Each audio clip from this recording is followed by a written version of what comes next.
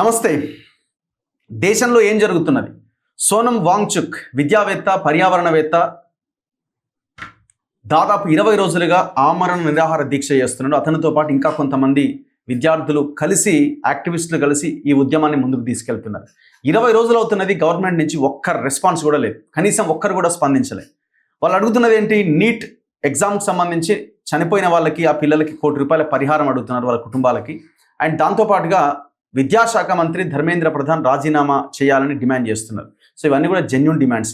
సరే, ఇవన్నీ పక్కన పెడితే మరి ఎందుకు 20 రోజులుగా దీక్ష చేస్తున్న వాంగ్చుక్ ఆరోగ్యం క్షీణిస్తున్నా ప్రభుత్వం ఎందుకు రెస్పాండ్ అవ్వట్లేదు? అండ్ దాంతోపాటు అపోజిషన్ పార్టీలు కూడా పెద్దగా రెస్పాండ్ అవుతున్నట్టు కనబడట్లేదు. అంటే ఇది ఒక దేశవ్యాప్త మూవ్మెంట్ కావాలి, దాన్ని ముందుకు తీసుకెళ్లే ప్రయత్నం అపోజిషన్ పార్టీలు కూడా ఫెయిల్ అవుతున్నాయి. కారణాలు ఏంటి? సో అండ్ దాంతోపాటు ఇస్రోలో ఉద్యోగులు రిజైన్ చేస్తున్నారు, విఆర్ఎస్ తీసుకొని వెళ్ళిపోతున్నారు.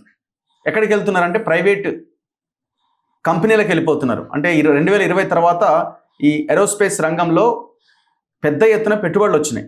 అంటే ప్రైవేట్ పెట్టుబడులు వచ్చినాయి. ప్రైవేట్ పెట్టుబడులకి తలుపులు బార్లా తెరిచారు. సో దీంతో ఇస్రోలో పనిచేస్తున్న దాదాపు 100కు పైగా ఉద్యోగులు రాజీనామా చేసి విఆర్ఎస్ తీసుకొని వెళ్ళిపోతున్నారు.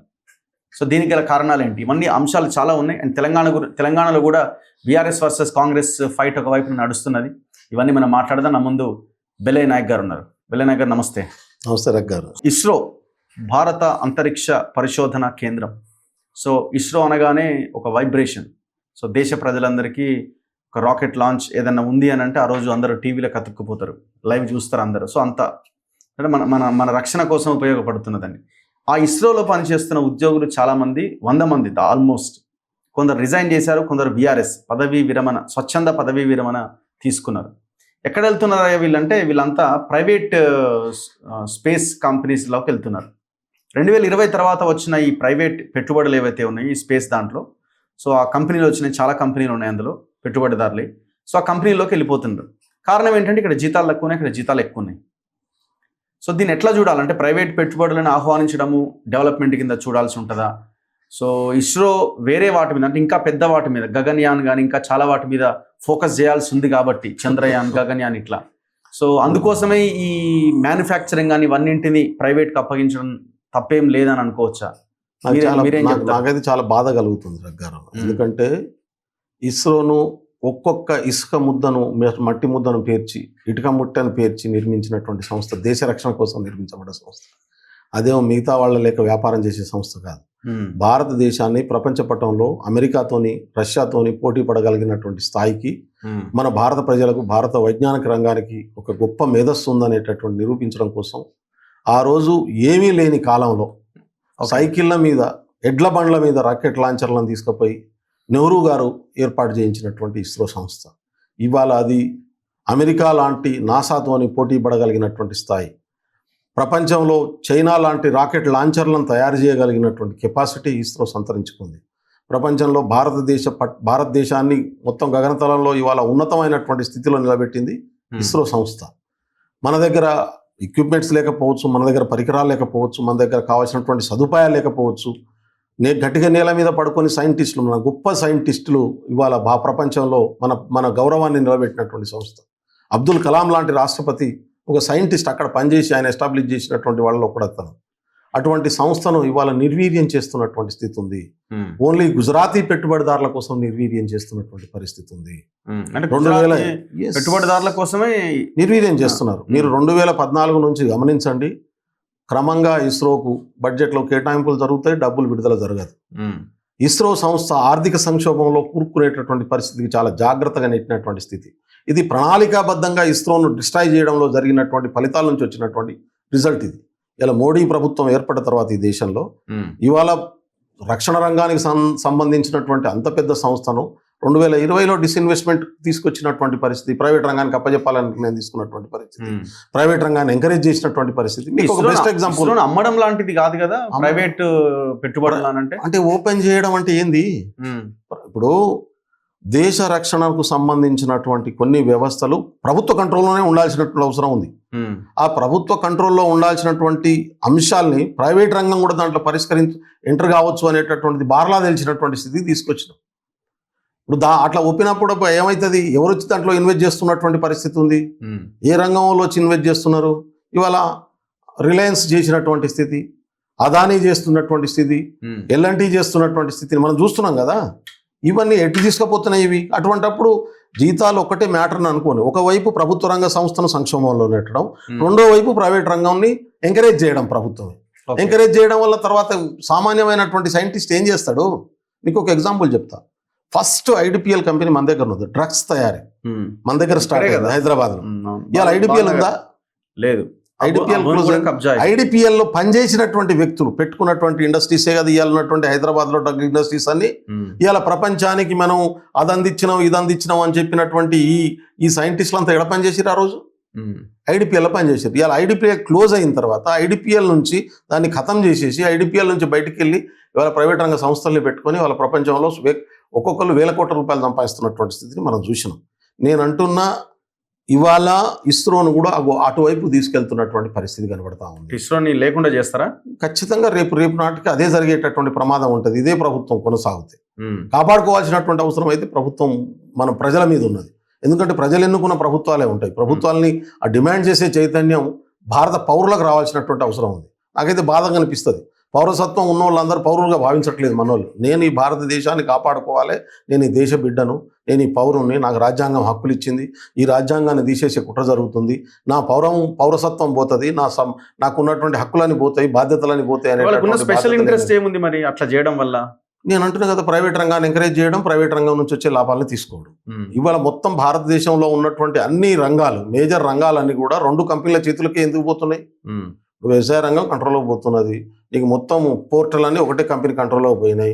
తర్వాత స్టీమ్ ఇది ఏరోప్లేన్లు ల్యాండ్ అయ్యేటటువంటి ఎయిర్పోర్ట్లన్నీ ఒకటే కంపెనీల చేతులకు ఎందుకు పోతున్నాయి? విద్యుత్ ఉత్పత్తి అంతా ఒకటే కంపెనీ చేతిలోకి పోతుంది. ఇప్పుడు నార్త్ ఇండియాలో ఉన్నటువంటి ఫుడ్ కార్పొరేషన్ ఆఫ్ ఇండియాకి సంబంధించిన గోడౌన్లని ఒకటే కంపెనీ చేతిలోకి పోతున్నాయి. ఎందుకు పోతున్నాయి అని ఈ మొనోపాలిని ఒకరిద్దరు కంట్రోల్లోకి తీసుకురావడం అనేది, పవర్ను ఒకరిద్దరు వ్యక్తుల చేతిలోకి తీసుకురావడం, సంపదను ఒక వర్గం చేతిలోకి తీసుకురావడం, మొత్తం అన్ని రకాల వనరులను ఒక వ్యక్తి చేతిలోకి తీసుకురావడం. ఎందుకు ఇవాళ మధ్యప్రదేశ్, ఛత్తీస్గఢ్లో వేల లక్షల ఎకరాల ఫారెస్ట్ నరికేస్తున్నటువంటి పరిస్థితి ఉంది. రేపు ఆక్సిజన్ అమ్మాలి, ఆక్సిజన్ను అమ్మాలి, మనం కొనుక్కోవాలి. వాటర్ బాటిల్ని ఎట్లయితే కొనుక్కొని తాగుతున్నామో ఆక్సిజన్ కూడా పెట్టుకొని వాడు అమ్ముకోవాలి. ఆక్సిజన్తో వ్యాపారం చేయాలి. వాడు ఆ ఆక్సిజన్తో వ్యాపారం చేసేటటువంటి పరిస్థితిని క్రియేట్ చేస్తున్నారు.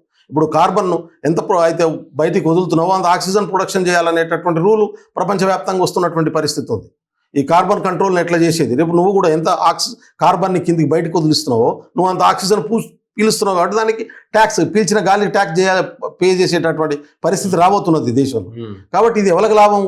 గాలి నుంచి కూడా పెట్టుబడిదారులకు పైసలు వచ్చేటటువంటి విధానాన్ని తీసుకొచ్చేటటువంటి పనిలో ఇలా మోడీ ప్రభుత్వం ఉన్నది. కాబట్టి ఇవాళ ఇస్రో జరుగుతున్న విధ్వంసం అది భారత రక్షణ రంగానికి జరుగుతున్నటువంటి, కేవలం శాలరీస్ తక్కువ ఉండడం వల్ల వెళ్తున్నది కాదా? శాలరీస్ తక్కువ ఉండడము, అవమానం చేయడము, వాళ్ళని అక్కడ ఇప్పుడు ఒక అన్కంఫర్ట్ జోన్ ను క్రియేట్ చేయడం. సైంటిస్ట్కి ఏం కావాలి? చాలా స్పెషలైజ్డ్ డైరెక్టర్స్ అది ఇప్పుడు ఒక అన్కంఫర్ట్ జోన్ చేసి, ఇప్పుడు నీ దగ్గర 10 మంది ఉద్యోగులు ఉన్నారు. నువ్వు పొద్దున సాయంత్రం నీ మాటల్లో, నీ నవ్వులో, నీ సూపులో ఆయన అవమానం చేసే విధంగా ఉన్నాయనుకో, ఎందుకుంటాడు? ఉన్నాడు కదా. అంటే రకరకాల హ్యూమిలేషన్ ఫామ్స్ ఉంటాయి. ఈ రకరకాల హ్యూమిలేషన్ ఫామ్స్లో అక్కడ లోకల్లో ఏం జరుగుతుంది? ఒకటేసారి 80 మంది సైంటిస్టులు రిజైన్ చేయడం ఇది రఘు గారు, నాకైతే ఆశ్చర్యం అనిపిస్తా ఉంది.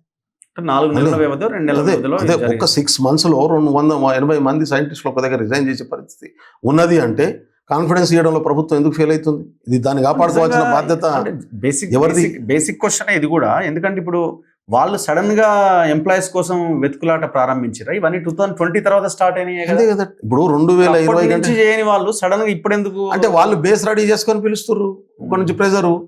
ఇప్పుడు మన బాంబే పోర్ట్ ఉన్నది, బాంబే ఎయిర్పోర్ట్ ఎట్లా పోయింది?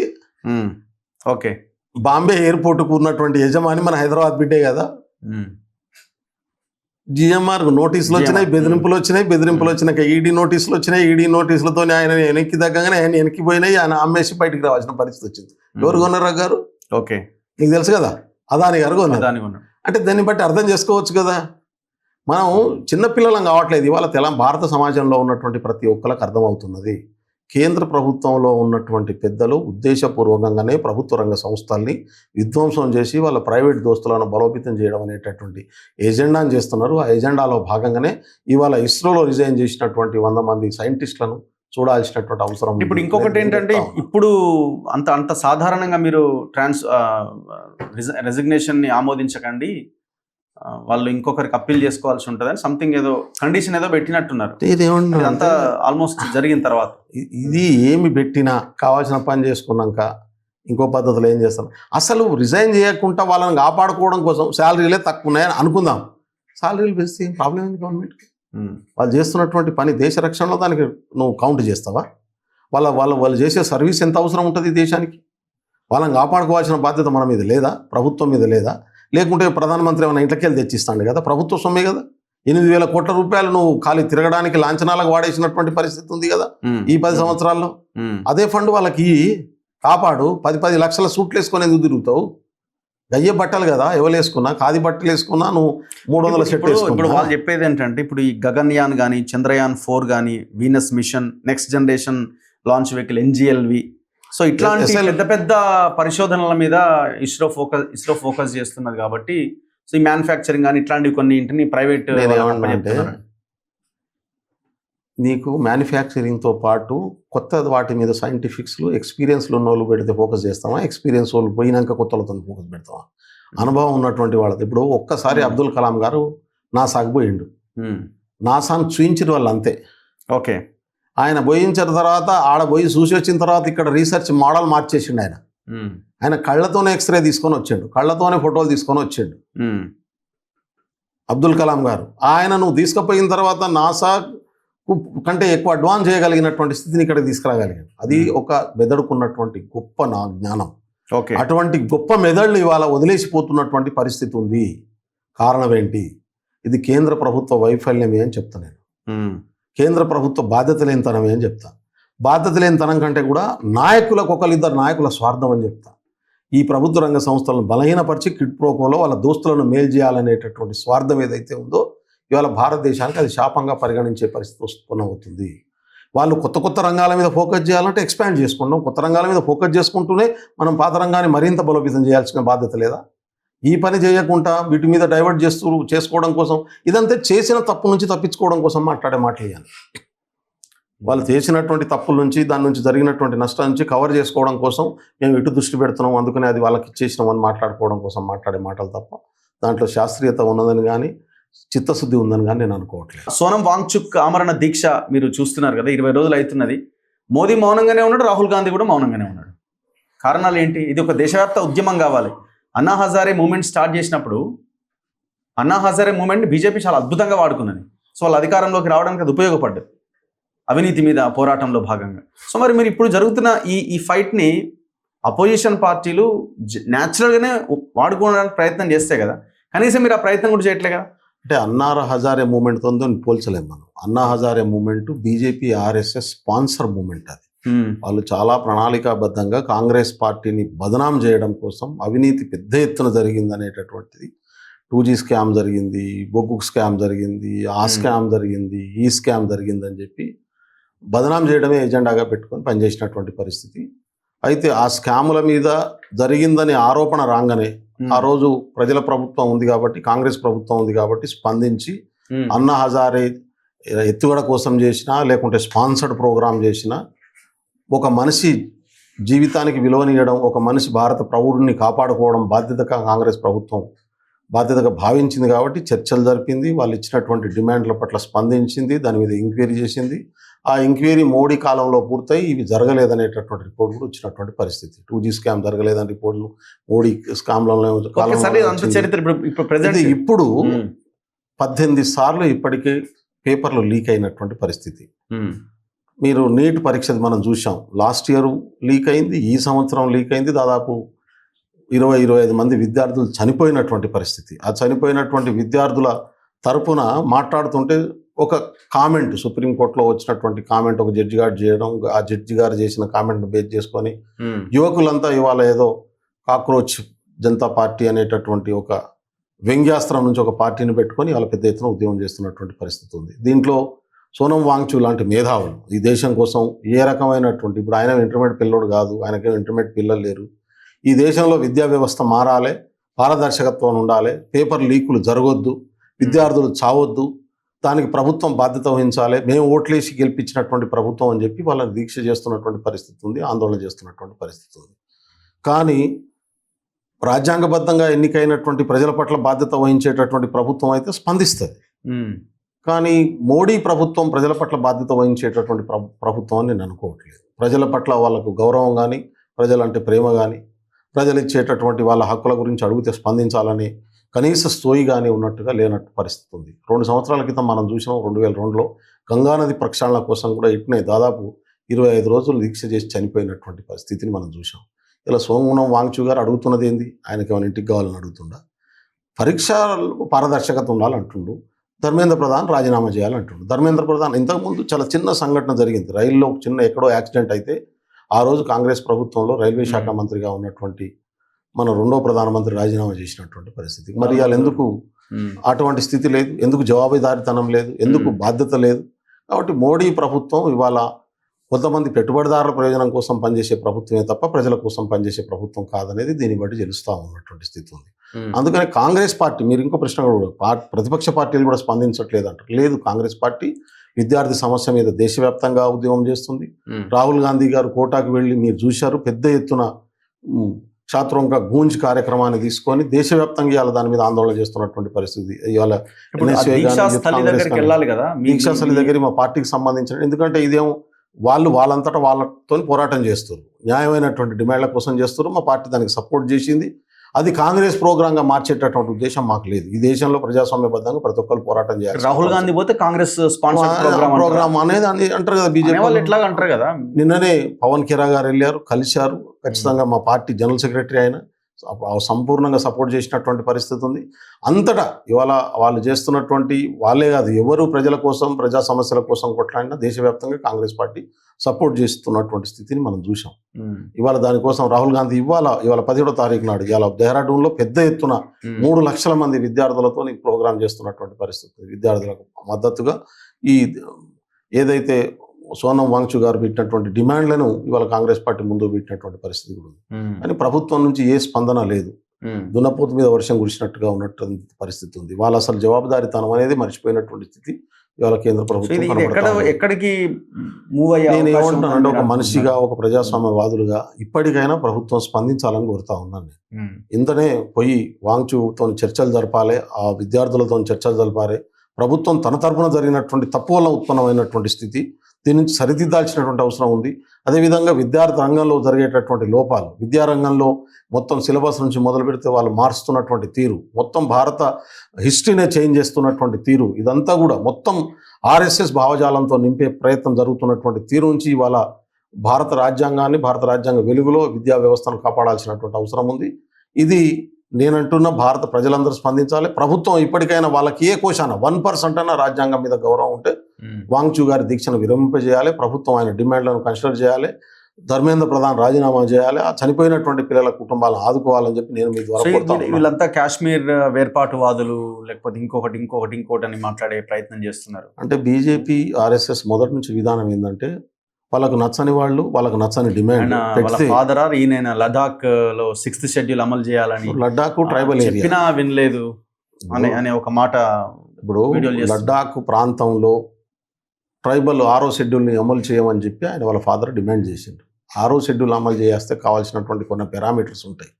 ఇప్పుడు భారతదేశంలో ట్రైబల్స్ కోసం 5-6 షెడ్యూల్ ఇవ్వబడ్డాయి. 5 షెడ్యూల్లో ఇప్పుడు 11 రాష్ట్రాలు ఉన్నాయి. తెలంగాణ కానీ, ఆంధ్రప్రదేశ్ కానీ, కర్ణాటక కానీ, పక్కనే ఉన్నటువంటి మధ్యప్రదేశ్ కానీ, ఛత్తీస్గఢ్ కానీ, మహారాష్ట్ర కానీ, పైన ఉన్నటువంటి గుజరాత్ కానీ, రాజస్థాన్ కానీ, ఈ రాష్ట్రాలు హిమాచల్ ప్రదేశ్ అని 5వ షెడ్యూల్లో ఉన్నటువంటి పరిస్థితి ఉంది. మాకు జమ్మూ కాశ్మీర్లో ఉన్నటువంటి దాన్ని కూడా మాకు 6వ షెడ్యూల్ కింద పెట్టమని చెప్పి కోరినటువంటి స్థితి ఉంది. అది గతంలో జరిగింది. అయితే ఇందిరాగాంధీ స్వయాన పోయి దాంట్లో ఉన్నటువంటి టెక్నికల్ అంశాలు ఏంటో మాట్లాడి దాన్ని ఆ రోజు దీక్ష విరమింపజేసింది. సోమన్ వాంగ్చూ గారి ఫాదర్ చేసినటువంటి దీక్షను ప్రధానమంత్రి హోదాలో స్పందించినటువంటి పరిస్థితి ఆ రోజు.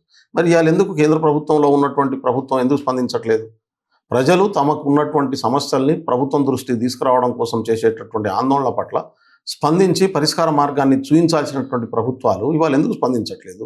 ఇలా మోడీ ప్రభుత్వం ఎందుకు స్పందించట్లేదు? ఎందుకు మాట్లాడట్లేదు? దాంట్లో ప్రతిపక్ష పార్టీ రాలేదనుకుందాం కాసేపు. అది ప్రజలు మీకు డిమాండ్ చేస్తున్నారు, ఓట్లేసిన ప్రజలు.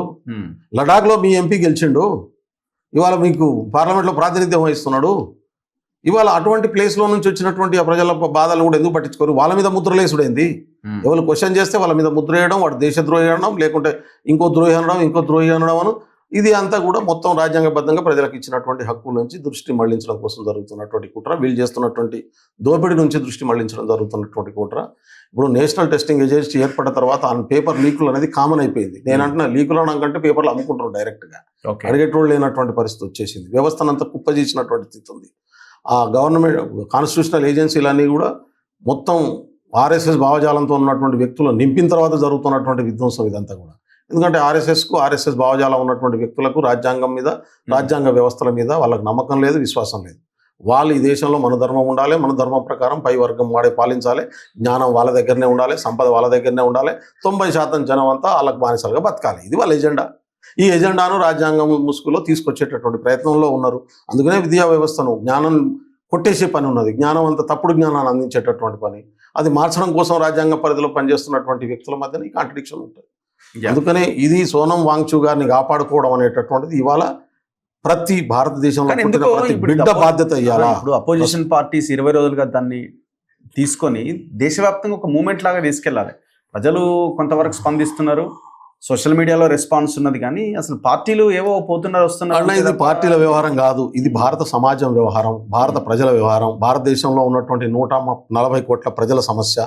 ఈ సమస్య మీద ప్రజలందరూ స్పందించకపోతే, ప్రజలు పార్టీలకు అతీతంగా, జెండాలకు అతీతంగా ఒక వ్యక్తి ఒక అద్భుతంగా ప్రజల కోసం చేస్తున్నటువంటి పోరాటానికి మద్దతుగా నిలబడకపోతే చరిత్రలో మనం అంతా ఎటువంటి వాళ్ళం అవుతాం అనేది ప్రతి ఒక్కరు ఎవరికి వాళ్ళు ఆలోచించుకోవాలి. నేను గంగానది ప్రక్షాళన కోసం దీక్ష చేసిన పెద్ద మనిషి గురించి మాట్లాడుతూ ఉన్నాను. ఆయన 25 రోజులు చేస్తే పట్టించుకోకపోవడం వల్ల ఆయన చచ్చిపోయాడు. ప్రభుత్వం పట్టించుకోలేదు, సమాజం పట్టించుకోలేదు. ఆయన గంగానది ప్రక్షాళన ఆయన వ్యక్తిగతమైనటువంటి సమస్య కాదు కదా. మనం అందరం గంగానదిని తల్లి లెక్క పూజిస్తాం. అటువంటి తల్లిని బాగు చేయాలని ఆలోచించినటువంటి వ్యక్తికి అండగా నిలబడలే. ఇవాళ విద్యా వ్యవస్థను బాగు చేయాలని చెప్పి కేంద్ర ప్రభుత్వం చేసినటువంటి తప్పుల్ని సరిదిద్దుకోవాలని డిమాండ్ చేస్తున్నటువంటి వ్యక్తి చేస్తున్నటువంటి దీక్షకనన్నా అండగా నిలబడకపోతే మనం మనుషులం కాదు. Thank you very much Bellaiah Nayak గారు. థ్యాంక్ యూ, ధన్యవాదాలు. సో ఇది బెల్లయ్య నాయక్ గారితో స్పెషల్ ఇంటర్వ్యూ. చూస్తూనే ఉండండి మన తొలి వెలుగు.